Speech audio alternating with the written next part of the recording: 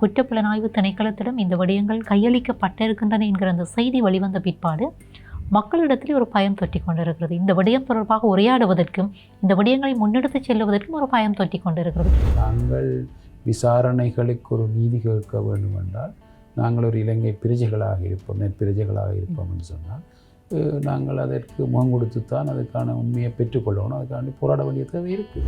அந்த புள்ளியை சுற்றி இருக்கலாம் என்று சந்தேகிக்கப்படுகின்ற அந்த துணி கிட்டத்தட்ட 95-96 ஆண்டு காலப்பகுதி என்றால் இத்தனை வருடங்களிலே சற்று ஒக்கி இருக்கக்கூடிய நிலைமை காணப்படும். ஃபீலிங் போர்டில் உள்ள ஏதாவது எழுத்துக்கள், ஏதாவது நிறுவனங்களின் பெயர்கள் எதுவும் இருந்து என்று சொன்னால் அதை வைத்துக்கொண்டு நாங்கள் சில வருடங்களை கணிக்கக்கூடியதாக இருக்கும்.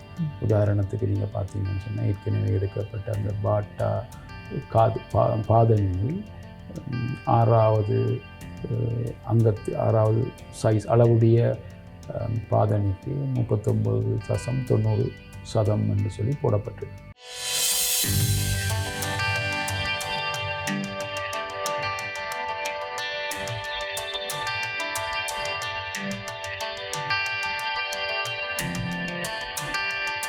நீங்கள் குறிப்பிடுகிற இந்த விடயங்களை கேட்கிற போது நான் உங்களிடத்தில் வினவுகிற இந்த கேள்விகள் எல்லாமே தெற்கிலே இப்படியான இந்த செம்மணி போன்ற விவகாரங்களை அவர்கள் மடைமாற்றி சர்வதேசத்துக்கு எடுத்து செல்லுகிறார்களோ, அதற்கான முயற்சிகளை, அதற்கான கேள்விகளை பதிலெட்டு கேள்விகளாக கேட்க தலைப்படுகிறார்களோ, அந்த விடயங்களுக்கான வினாக்களை தேட வேண்டும் என்பதுதான் என்னுடைய ஒரு விருப்பமாகவும் இருக்கிறது. ஏனென்றால் இந்த விடயங்கள் எடுத்து செல்லப்பட வேண்டிய விடயங்கள். இந்த விடயங்களை நாங்கள் வெறுமனவே தமிழ் மொழியிலே பேசிக்கொண்டு எங்களுக்குள்ளே இவை சார்ந்து உரையாடுவதை தவிர்த்து நாங்கள் உரையாட வேண்டும். அதே நேரத்தில் இந்த விடயங்களில் சர்வதேசத்தை நோக்கி, அங்கே சர்வதேசத்தில் இயங்கிக் கொண்டிருக்கின்ற நிறுவனங்களை நோக்கி நிறுவனமயப்படுத்த வேண்டிய ஒரு தேவை இருக்கிறது. அது தொடர்பாக பலரும் பல்வேறு தளங்களிலே பணியாற்றி கொண்டிருக்கிறார்கள். மேலதிகமாக உங்களுடைய அவதானிப்புகளின்படி எப்படி நாங்கள் இதை ஒரு சர்வதேச மயப்படுத்துவதற்கான அந்த அழுத்தங்களை, அதாவது இலங்கை அரசு மீது பிரயோகிப்பதற்கான அல்லது ஒரு நீதியை தேடி பயணப்படுகின்ற ஒரு அந்த அழுத்தத்தை கொடுப்பதற்கான வழியில் எப்படி நாங்கள் இதை எடுத்து செல்ல முடியும்? உங்களுக்கு ஏற்கனவே தெரியும், ஐக்கிய நாடுகள் சபையின் பிரதிநிதி குறிப்பாக இனிய புதைகுழிகளுக்கு வராதவர்கள் கூட செம்மணிக்கு வந்து சென்றிருக்கின்றார்கள். இங்கு வருவதற்கும் பலர் கரிசனை கொண்டிருக்கின்றார்கள்.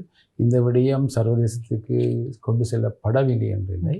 ஆனால் உரிய அரசியல் கட்சிகளும் பல அமைப்புகளும் நிறுவனங்களும் இது சம்பந்தமாக வேலை செய்ய வேண்டிய தேவை காணப்படுகின்றது. இது அப்பட்டமாக தெரிகின்றது. ஒரு இன அழிப்பு நடைபெற்றிருக்கின்றது என்று தெளிவாக தெரிகின்றது. அதை எடுத்து செல்ல வேண்டிய தேவைதான் உரியவர்களிடம் காணப்படுகின்றது. நீதிமன்ற நடவடிக்கை நடைபெற்று கொண்டிருக்கின்றது. ஆனால் உரிய தீர்ப்புகள், கட்டளைகள் வழங்கப்பட்டு கொண்டிருக்கின்றன. இதை வைத்து கொண்டு அடுத்தடுத்த கட்டங்களுக்கோ அல்லது வேறு தீர்வுகளை நோக்கி போகின்ற விடயங்களுக்கோ உரியவர்கள் செயல்பட வேண்டிய தேவை இருக்கின்றன. அது பொறுத்தவரை தமிழர் தரப்பு அதற்கு ஒற்றுமை குறைவு, அதற்கான செயற்பாடுகள் குறைவு என்றே கருதக்கூடியதாக இருக்கிறது. இந்த இடத்துல இன்னும் ஒரு மிக முக்கியமான வினா, தற்பொழுது யார் யார் இந்த அகழ்வு பணிகளில் ஈடுபட்டிருக்கிறார்கள்? நீங்கள் குறிப்பிட்டதை போன்று சட்ட வைத்திய அதிகாரி, நீதிமன்ற நீதியரசர், அது மட்டுமன்றி உங்களை போன்ற காணாமல் ஆக்கப்பட்டவர்கள் தொடர்பான சட்டத்தரணிகள், இந்த காணாமல் ஆக்கப்பட்ட அலுவலகம் தொடர்பான ஊழியர்கள், பிரதேச சபை உறுப்பினர்கள், இப்படி இவர்கள் தவிர்த்து யார் யார் இதில் ஈடுபட்டிருக்கிறார்கள்?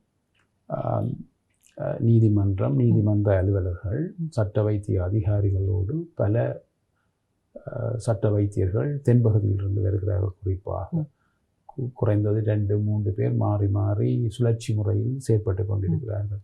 கராபிட்டிய, கேகாலை, ஜெயபுர, கொழும்பு போன்ற பிரதேசங்களில் இருக்கின்ற சட்ட வைத்திய அதிகாரிகள் ஈடுபட்டு கொண்டிருக்கிறார்கள் இந்த அகழ்வு பணியில். அதைவிட யாழ் பல்கலைக்கழக வைத்திய மாணவர்கள், மருத்துவபீட மாணவர்களும் 28 பேர் கிட்ட சுழற்சி முறையில் ஈடுபட்டு கொண்டிருக்கின்றார்கள். அதனைத் தொடர்ந்து யாழ் பல்கலைக்கழக தொல்லியல் பிரிவு மாணவர்களும் 21 பேரை கிட்ட இந்த அகழ்வு பணியில் ஈடுபட்டிருக்கின்றார்கள். அதோடு பீடாதிபதி ரகுராம் அவர்களும் அவர் கண்காணிப்பில் ஈடுபட்டிருக்கின்றார். அத்தோடு விரிவுரையாளர்களும் இதில் பங்கு பெற்றி கொண்டிருக்கின்றார்கள். இதைவிட நீதிமன்றத்தால் ஊழியம் செய்வதற்காக அந்த கம்யூனிட்டி கரெக்ஷன் என்று சொல்லப்படுகின்ற சமூக சேவை செய்கின்ற ஊழியர்களும் சில தேவைகளுக்காக பயன்படுத்தப்படுகின்றார்கள். அதேபோல் நீர் வசதிகள் செய்வதற்காக மின் வசதிகள் செய்வதற்காகவும் உத்தியோகத்தர்கள் வந்து செல்கின்றார்கள்.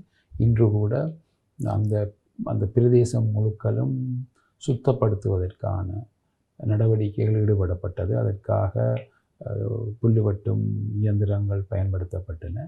இவற்றை எதிர்வரும் காலங்களில் முழு இடமும் ஸ்கேன் செய்வதற்கான முயற்சிகள் நடைபெற்று கொண்டிருக்கின்றன. அது அடுத்த கிழமை தான் அது சம்பந்தமான முற்றுமுழுதாக பாதுகாப்பு அமைச்சின் அனுமதி கிடைக்க பெற்ற பிற்பாடு அது சம்பந்தமாக நடவடிக்கை எடுக்கும். அது சம்பந்தமான நடவடிக்கைகளை நிபுணர்களானவர்கள் ஈடுபட்டு கொண்டிருக்கின்றார்கள். அதாவது இன்றைக்கு நாங்கள் 25ஆம் தேதி இந்த நிகழ்ச்சியை பதிவு செய்து கொண்டிருக்கிறோம். நீங்கள் குறிப்பிடுவதை போன்று அடுத்தடுத்த நாட்களிலே இவை தொடர்பான முடிவுகள் எட்டப்படும் என்பது உங்களுடைய கருத்தாக இருக்குது. சரி, இந்த வழக்கு தற்பொழுது குற்றப்புலனாய்வு திணைக்களத்திடம் கையளிக்கப்பட்டிருக்கிறது.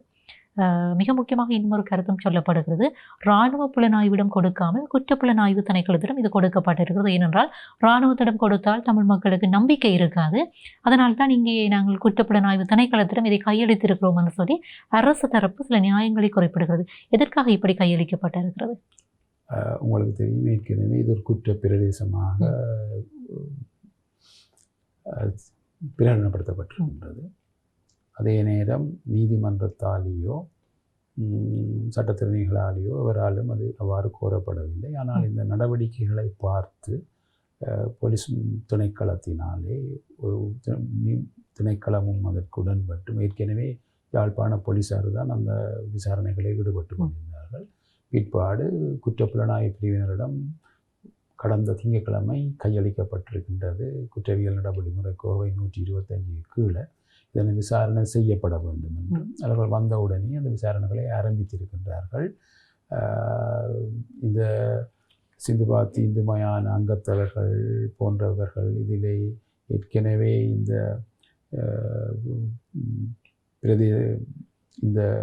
இறுதிச் சடங்குகள் எரிக்கின்ற நடவடிக்கையில் ஈடுபட்டு கொண்டிருக்கின்றவர்கள் அழைத்து விசாரணைகள் நடைபெற்று கொண்டிருக்கின்றன.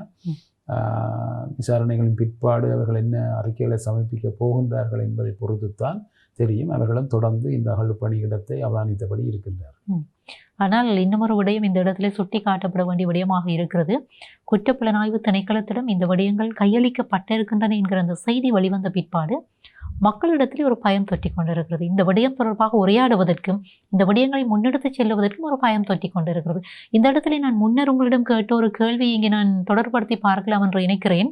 தங்களுடைய காணாமலாக்கப்பட்ட உறவுகள் தொடர்பாக முன்வருகின்ற ஏனைய உறவினர்களும் இந்த விடயத்திலே கொஞ்சம் பின்னிக்கலாம் என்கிற ஒரு சில கருத்து நிலைப்பாடும் எங்களளவில் இருக்கிறது. ஏனென்றால் குற்றப்புலனாய்வு திணைக்களம் இங்கே இன்வால்வ் ஆகிறது என்கிற போதே ஒரு பயம் தொற்றிக்கொள்ளும். இதை நீங்கள் எப்படி புரிந்து கொள்ளுகிறீர்கள்?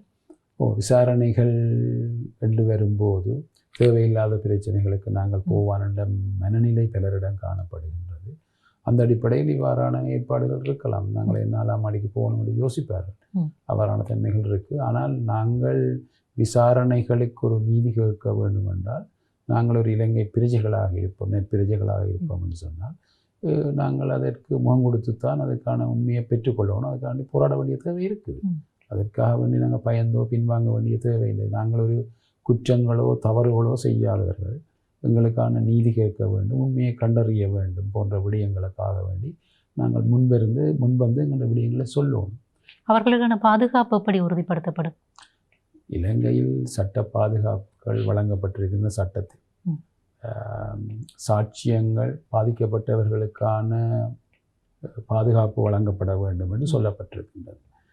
அவர்களிடம் ஏதாவது அச்சுறுத்தல் காணப்படுமாக இருந்தால் போலீசாரிடம் அதற்கு சம்பந்தமான முறைப்பாடுகளை செய்யப்பட வேண்டும் என்று சொல்லப்பட்டிருக்கின்றது.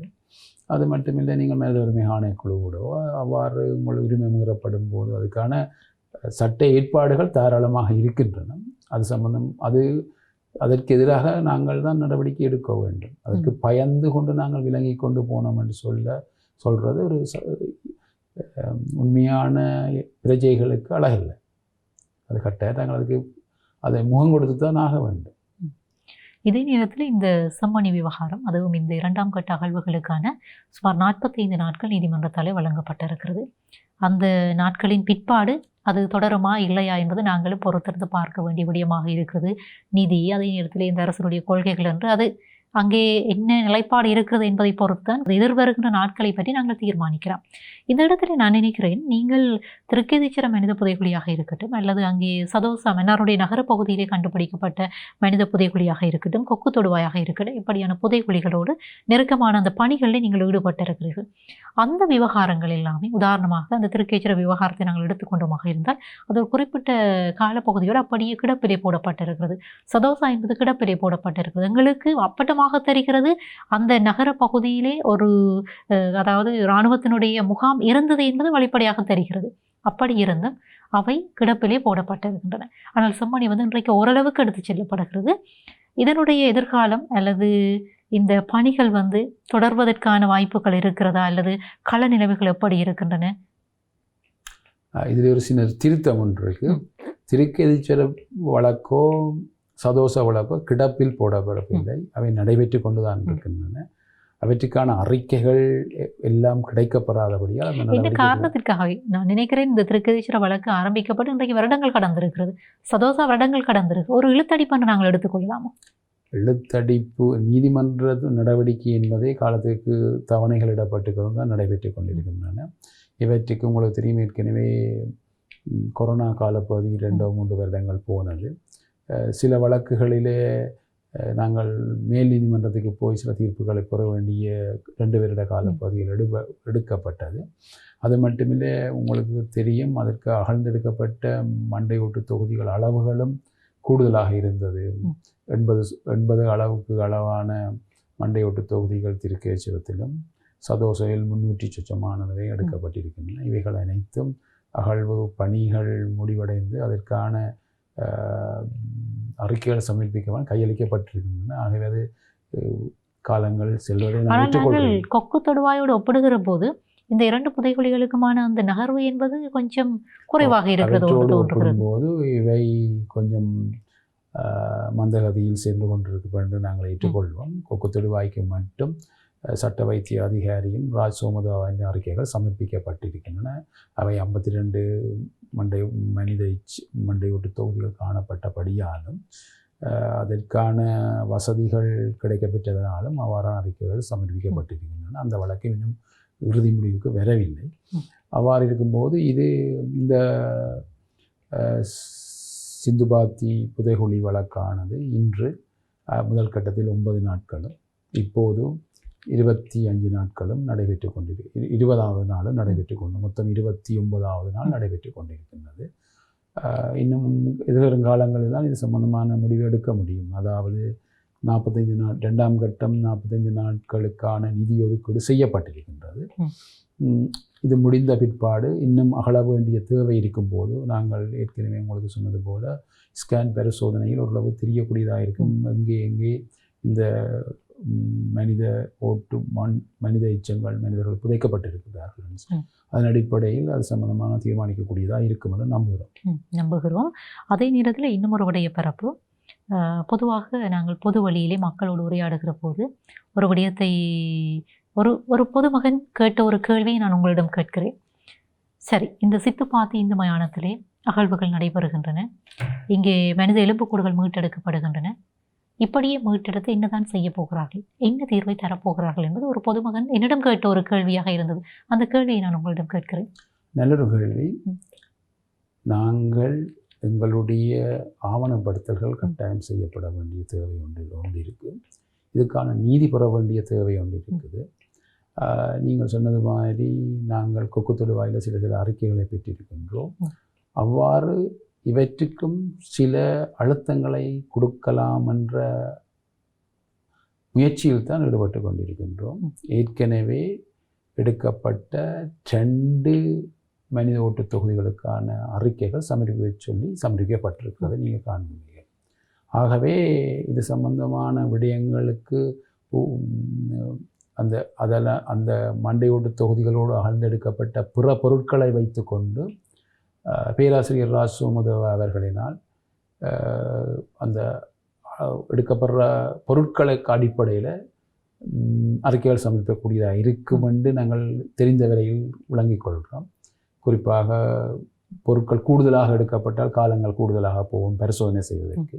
குறைவாக இருந்தால் குறைந்த 2 மாதம் 3 மாதத்துக்குள் அவர்கள் செய்யலாம். அவருடைய வேலைப்பளுக்கள் விடயங்களை பொறுத்து இருக்குது. அவர்கள் கிடக்கும் கொழும்பு துறைமுகத்திலும் புதைகுழி ஒன்று இருக்குது. அவ்வாறான இடங்களுக்கு போய் வரும்போது காலங்களில் போகலாம். அவர்களுடைய வெளிநாட்டு பயணங்கள் வேறு வேலை போன்ற இடங்கள் போகலாம். என்றாலும் நீதிமன்ற உத்தரவுகளுக்கு அமைவாக குறிப்பிட்ட காலத்துக்குள் அதை வழங்க சொல்லி கேட்கலாம். அதே நேரம் சட்ட வைத்திய அதிகாரி செல்லையா பிரணவன் அவர்களினாலும் கொக்கு தொடுவாய்க்கு 52 மனித மண்டையோடு தொகுதிகளுக்கு அதுக்கான அறிக்கைகள் மற்ற சட்ட வைத்திய அதிகாரிகளுடன் இணைந்து வழங்கப்பட்டிருக்கின்றது. இந்த இந்துபாத்தி புதைகுழியிலும் நாங்கள் எவ்வளவு மண்டையோட்டு தொகுதியில் எடுக்கப் போகின்றோம் என்றதை வைத்து கொண்டு தான் அவர்களாலும் அவர்களுக்கான பாதீடு அவர்களுக்கான நிதி வசதிகள் வழங்கப்படும் போதும் அதற்கான அனுமதி வழங்கப்படும் போதும் அவர்களால் அது வழங்கக்கூடியதாக இருக்கும் என்று நம்புகிறோம். இனி காலங்கள் தான் அதுக்கான பதில் சொல்ல வேண்டும். ஆனால் எங்களுடைய நீதிமன்ற கோரிக்கைகளையும் அதற்கான தீர்ப்புகளையும் எடுப்பதற்கு நாங்கள் முயற்சி செய்வோம். அதே நேரத்தில் உங்களுடைய அந்த கள அவதானிப்பின்படியும் பேராசிரியர் ராஜ் சோமதேவ அவர்களுடைய அந்த அனுபவத்தின்படியும் ஒரு புதைகுழி ஒன்றை தோண்டுகிற போது அங்கே வெளிப்படுகின்ற எலும்புக்கூடுகளுடைய அந்த கிடக்கைகளை வைத்துக்கொண்டு இந்த புதைகுழி தொடருமா அல்லது இதனுடைய அந்த தொடர்ச்சி இருக்குமா என்பதை அனுமானித்துக் கொள்ளலாம். அதே நேரத்தில் இன்னும் விடயத்தையும் நாங்கள் பொருத்தி பார்க்கலாம். இந்த கிருஷாந்தி கொலை வழக்கிலே ராஜபக்ஷவினுடைய அவருடைய அந்த கருத்தின் பிரகாரம் அதாவது 400க்கும் மேற்பட்ட நபர்கள் புதைக்கப்பட்டார்கள் என்கிற ஒரு கருத்தையும் குறிப்பிட்டிருந்தார். அப்படியானால் இந்த புதைகுழியினுடைய அந்த நிலைமைகள் எப்படி இருக்கின்றன, தொடரக்கூடிய வாய்ப்புகள் இருக்கின்றதா, எண்ணிக்கைகள் அதிகரிப்பதற்கான நிலைமைகள் இருக்கின்றது, அவதானிப்புகள் எப்படி இருக்கிறது? நீங்கள் பார்த்தீங்கன்னு சொன்னால் முதலாவது புதைகுழி 10 மீட்டர் அகலமும் 12 மீட்டர் நீளமும் உள்ள புதைகுழிக்குள் தான். அதிலும் 3/2 பகுதி அகலப்பட்டிருக்கின்ற அளவில் தான் குறிப்பாக 90க்கும் மேற்பட்ட மண்டையோட்டு தொகுதிகள் அடையாளம் காணப்பட்டிருக்கின்றன. அது மட்டுமல்ல, அகழ்ந்து கொண்டு போக அதற்கு பக்கத்திலேயும் அவ்வாறான மண்டையோட்டு தொகுதிகள் காணப்படுகின்றன. ஆகவே இது கூடுதலான அளவு அதுக்குள்ள இருக்கலாம் என்று தான் நம்பப்படுகிறது. இறுதியாக ஒரு வினா, அதாவது 95, 96ஆம் ஆண்டு அந்த காலப்பகுதிகள் எல்லாம் மிகவும் சிக்கலான காலப்பகுதிகளாக இருந்தன. ஒரு நாளைக்கு 4-5 பேர் என்று சொல்லி கடத்தப்படுகிற, காணாமலாக்கப்படுகிற அந்த பதிவுகள் மேற்கொள்ளப்படுகிற நிலைமைகள் அன்றைக்கு இருந்தது. அந்த காலப்பகுதியில் குடும்பமாக கைது செய்யப்பட்ட அல்லது குழந்தைகளோடு கைது செய்யப்பட்ட பதிவுகள் அந்த காலப்பகுதியில் இருந்திருக்கிறதா? காணாமல் ஆக்கப்பட்டவர்கள் தொடர்பான முறைப்பாடுகள் அப்படி பதிவு செய்யப்பட்டிருக்கின்றனவா? அந்த காலப்பகுதி அந்த 95ஆம் ஆண்டுக்கு பிற்பாடும் இந்த யுத்தம் முடிகின்ற 2012 மட்டும் பிற்பாடும் அந்த பகுதி முழுவதாக இராணுவத்தின் கட்டுப்பாட்டுகள் தான் இருந்திருக்குது. நீங்கள் கேட்ட அந்த வினாவுக்கான விடயங்கள் 2000 பேருக்கு மேற்பட்டார்கள் காணா போயிருக்கணும். அது சம்பந்தமான விவரங்களை நாங்கள் காணா போன அலுவலகங்கள், மனித உரிமை ஆணைக்குழுவில் தான் தேடி பார்க்க வேண்டிய தேவை இருக்குது. அவ்வாறு குடும்பங்களாக காணா போனதாக மக்கள் பேசிக்கொள்கிறார்கள். எங்களுக்கு இன்னும் ஊர்ஜிதமான அறிக்கைகள் கிடைக்கப்பெறவில்லை. சிலர் விடுதலை புலிகளின் கட்டுப்பாட்டுக்குள் போய் அவர்களுக்கு தெரியாமல் குடும்பமாக வந்ததாகவும் சொல்லப்படுகிறது. இது சம்பந்தமான உரிய ஆவணங்கள் பெற்றுக்கொண்டு அல்லது உரிய நம்பகரமான தகவல்களை பெற்றுக்கொண்டு தான் நாங்கள் அவ்வாறு கதைக்கக்கூடியதாக இருக்கும். அதே நேரத்தில் இன்னும் ஒரு விடயம், அந்த பால் பொட்டியோடு ஒரு குழந்தையினுடைய எலும்புக்கூடு கண்டுபிடிக்கப்பட்டது என்பது உலகளாவிய ரீதியிலே தமிழ் மக்களிடத்திலே அதிர்வுகளை ஏற்படுத்திய மனங்களை ரணங்களாக்குகிற விடயமாகத்தான் இருக்கிறது. அதே நேரத்திலே அந்த பிள்ளையை சுற்றி இருக்கலாம் என்று சந்தேகிக்கப்படுகின்ற அந்த துணி கிட்டத்தட்ட 95, 96ஆம் ஆண்டு காலப்பகுதி என்றால் இத்தனை வருடங்களிலே சற்று ஒக்கி இருக்கக்கூடிய நிலைமை காணப்படும். ஆனால் அதை பார்க்கிற போது கொஞ்சம் அண்மைய காலங்களைப் போல அப்படி இருக்கிறதா அல்லது என்ன மாதிரியான கருத்து நிலைப்பாடுகள் அந்த அகழ்வு குழுவினரால் முன்வைக்கப்படுகின்றன இது தொடர்பாக? இது சம்பந்தமான கருத்துக்களை அவர்கள் அறிக்கைகளாக நீதிமன்றத்தில் தான் சமர்ப்பிப்பார்கள். இது சாதாரண கண்களுக்கு நாங்கள் பார்க்கிறதை வச்சு கொண்டு தான் நான் இப்போ உங்களுக்கு சொல்லக்கூடியதாக இருக்கும்.